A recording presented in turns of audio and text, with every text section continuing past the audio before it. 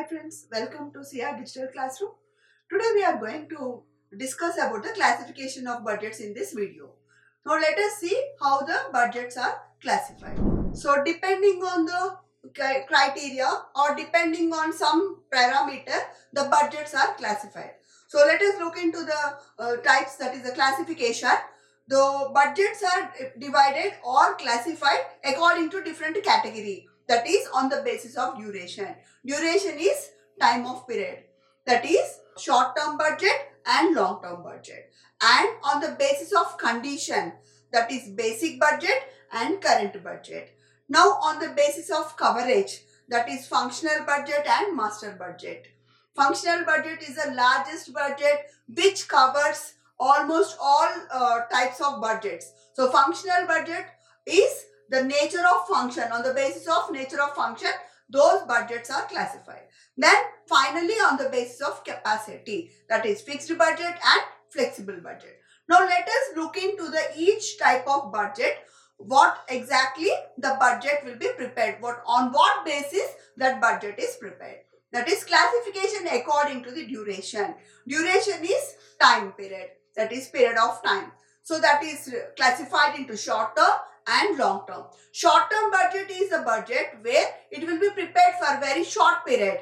That is, it will be like for sugar industry or cotton industry, or maybe for 1 year or 2 years. That budget comes under short term budget. That is, when it is prepared for very limited time, that short term budget will be prepared. Then long term budget, the name itself we can understand, this budget is prepared for longer period which covers more than 1-2 years, that may be 5 years or 10 years. Like capital expenditure. Capital expenditure is the expenditure which incurs to obtain fixed assets. So such type of budgets comes under long term budget.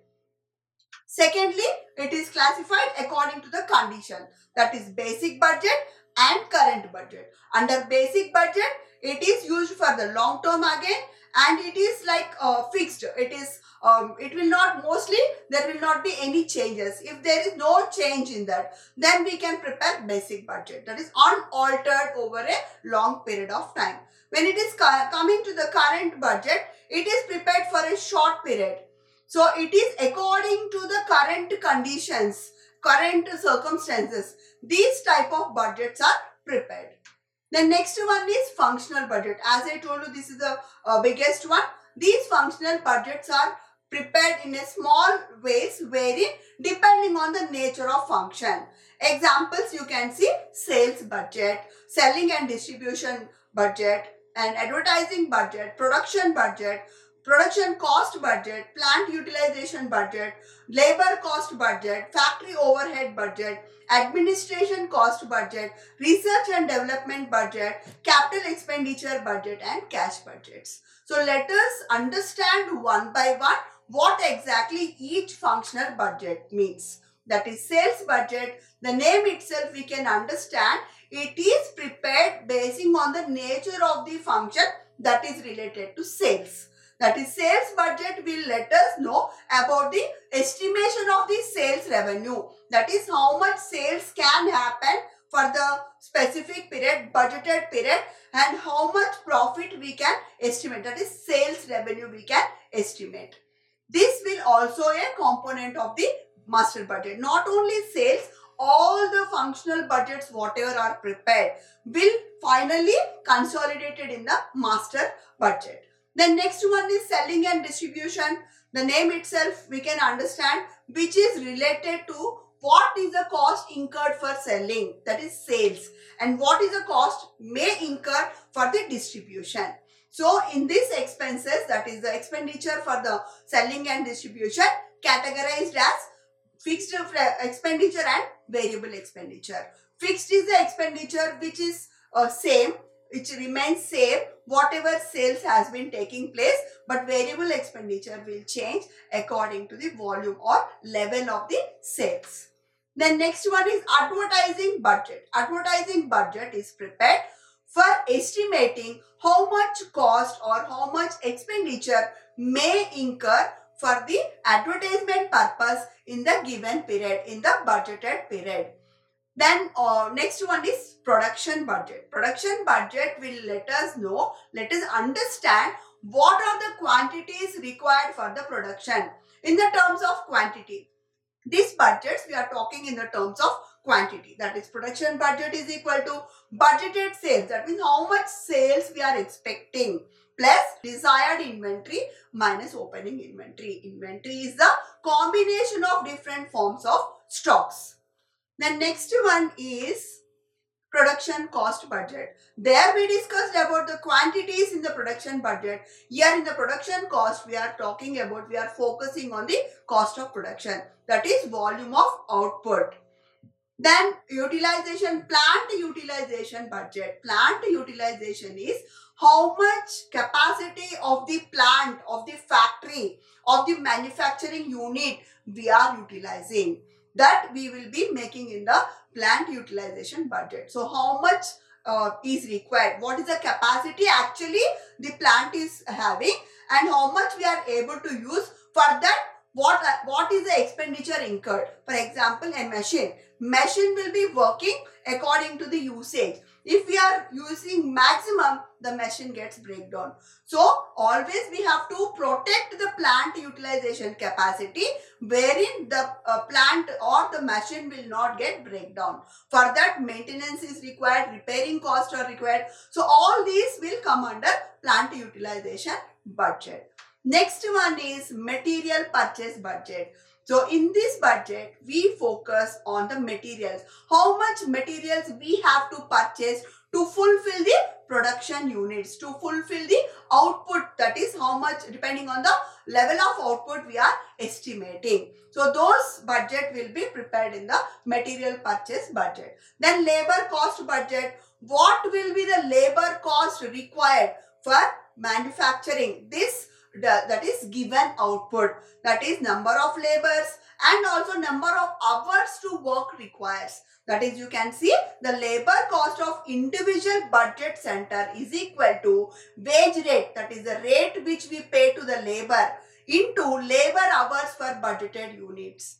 So how many hours the labor is working, what is the rate per hour or rate per unit. So these calculations we can understand with the help of labor cost budget. Next, coming to factory overhead budget. Overhead here, expenses. Factory expenses, like you can, again these are divided into fixed variables and variable variables, that is overheads, fixed overheads and variable overheads. So fixed, I already told you, fixed will be same whatever is the volume of sales or volume of production we are procuring, that is manufacturing.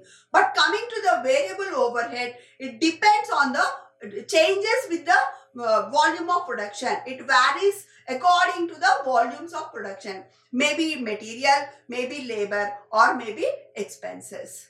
Then coming to administration cost, so it is not sufficient when we produce, our work is done. We also require some administrative operations, wherein those operations, whatever cost incurred to complete sale and distribution, that cost is administration cost budget. So in this budget, we will try to incur the cost required for framing the policies or for the controlling the business operation and other type of expenses. Then coming to research and development budget, this is focusing on the R&D. So without which we cannot focus on new products or maybe new uses of the existing product. So this will help us to determine what percentage of revenue we can get. For example, the present product is, the sales is exhausted. Now there is no scope for further sales. The research and development cell will help us how to improvise that product or how to add the new things in that product and again launching in the market. So this is also very, very important, that is function which requires some budget. So that is nothing but R&D budget. Next is capital expenditure budget. Capital expenditure will focus on the buying or purchasing of the new assets, new fixed assets, that is machines, equipment, all these things come under capital expenditure. So the machine may be working for a longer period, but after 10 years or after 5 years or after 15 years, we need to replace that machine. So whatever the replacement takes place, maybe repairing require or maybe renovation, maybe changing of the new, replacing of the new machine, which is very sophisticated with the new technology. So is required for competing in the market. Those costs will be comes under capital budgeting expenditure. That is capital expenditure budget. Next is cash budget. Cash budget will focus on cash inflows and outflows. That is, what is the cash coming into our business, what is the cash going out of our business. The movement of cash into the business and going out of the business will be picturizing in cash budget. Next is master budget. Master budget is the very consolidated one, with all the budgets, small budgets or unit wise or center wise, whatever we prepared will be consolidated in the master budget. Master budget will picturizes all the budgets, all the costs, all the revenues of the organization, so that it will give the clear picture what are the roles and responsibilities of each nature of the functions, each department. And also it is very much helpful for the future decision making, key decision making. Then coming to the next one, it is classification according to capacity. So here it is categorized as fixed budget, that is, and flexible budget. So fixed budget is a budget which does not require any change. It will be same. So some nature of business concerns are suitable. The fixed budgets are suitable to prepare only few types of businesses. It is not suitable to all types of business, or maybe only particular activity. In that activity there will not be any change. It is a static one.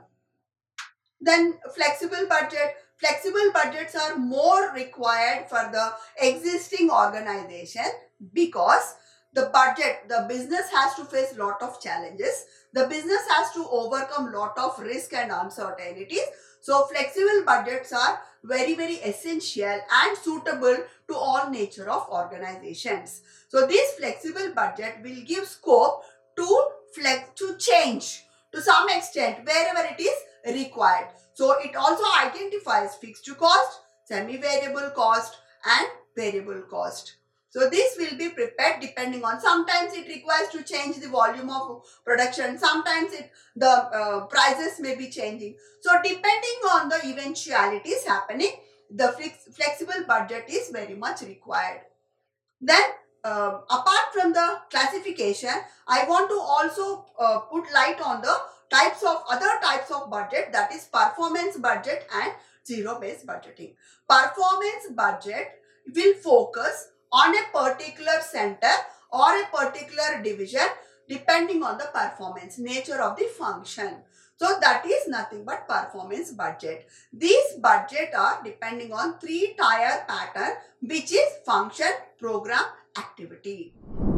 Coming to zero-based budgeting, the budget prepares from the beginning. That means the base whatever we take, it should be as zero. We are not going to consider any past data for preparing our past budgets, because whatever the mistakes have taken place, errors has taken place in the past budget, the consequences will be carrying. That is, again we need to face those consequences. To avoid that, we are trying to de-link the past data and preparing newly, that is the year starting. Every year, every time, whenever we prepare the budget, we treat it as a new year. So this is about the zero-based budgeting. So with this, I think you have understood about the performance budgeting and zero-based budgeting, including remaining classification of the budget. So the questions can be asked from this topic is classification of budgeting, or explain the classification of budget in the essay model. And if in the short also, any one budget can be asked, like flexible budget versus fixed budget, or performance budgeting, or zero-based budgeting. So in this way, the questions can be expected either in the essay or in the short. Hope this video will be helpful for your exam preparation. Thank you. All the best.